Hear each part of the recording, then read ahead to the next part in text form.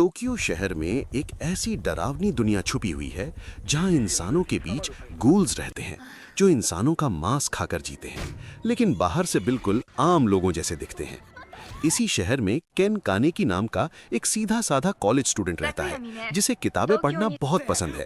उसकी जिंदगी तब पूरी तरह बदल जाती है जब वो राइज नाम की एक लड़की के साथ डेट पर जाता है जो बाद में खुद को एक गूल साबित करती है और उसे मारने की कोशिश करती है।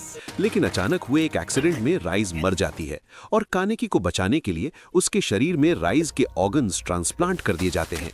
इस सर्जरी के बाद कानेकी आधा इंसान और आधा गूल बन जाता है और उसे एहसास होता है कि अब वो नॉर्मल खाना नहीं खा सकता, सिर्फ इंसानी मांस ही उसे जिंदा रख सकता है जो उसे अंदर से तोड़ देता है।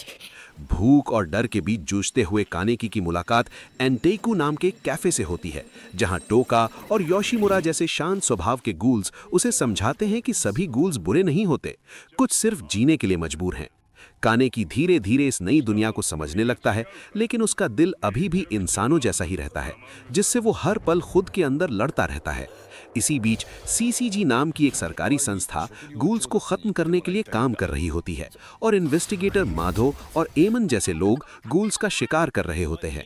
कहानी तब और इमोशनल हो जाती है जब कानेकी की मुलाकात हिनामी नाम की एक छोटी गूल लड़की और उसकी मां से होती है जो किसी को नुकसान पहुंचाए बिना जीना चाहती है, लेकिन माधो उन्हें ढूंढकर हिनामी की मां को बेरहमी से मार देता है। इस घटना से कानेकी अंदर से हिल जाता है और उसे समझ आता है कि इस दुनिया में इंसान भी उतने ही क्रूर हो सकते हैं जितने गूल्स।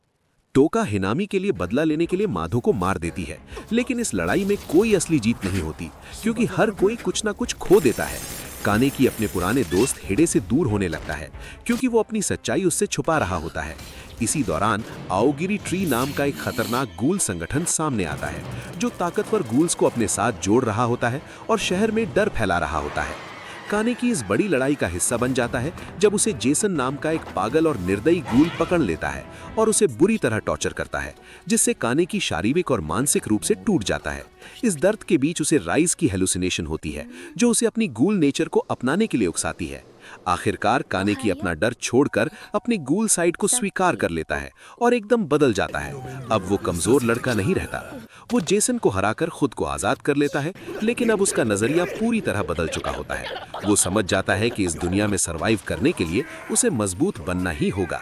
अंत में कानेकी एंटेकू वापस जाने के बजाय आओगिरी ट्री के साथ जुड़ने का फैसला करता है ताकि वो अपने दोस्तों को बचा सके, भले ही इसके लिए उसे अंधेरे रास्ते पर क्यों न चलना पड़े। इस तरह एक साधारण इंसान से कानेकी एक खतरनाक और कन्फ्लिक्टेड गूल बन जाता है जिसकी कहानी यहीं से और भी ज्यादा डार्क होने वाली है। If you feel that Kaneki's story has not ended here, then you are absolutely right, because the real darkness has just begun.